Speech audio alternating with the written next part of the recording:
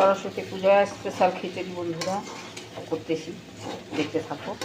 ভালো লাগলে অবশ্যই ভিডিওটি লাইক কমেন্ট শেয়ার করে পাশে থাকবে। এখন আমি সবজি দিয়ে ডাল চাল সব কিছু দিয়ে কষছি এখন মশলা দিয়ে।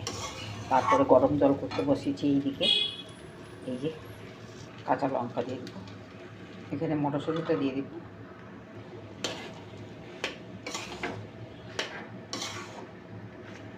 এখানে 1 চামচা ঘি দিয়ে দেবো, স্বাদ মতো লবণ দিয়ে দেবো, চিনি দিয়ে দেবো। একদম কালারফুল কষা হয়ে গেছে। এখন জল দিয়ে দেবো, এটাতে জল দিয়ে দিলাম। এখন সেদ্ধ করতে ঢাকা দিয়ে দেবো।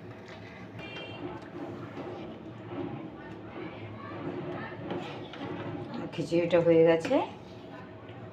তোমাদের ভালো লাগলে অবশ্যই লাইক কমেন্ট শেয়ার করো, আর গঠনমূলক একটা কমেন্ট করে পাশে থেকো।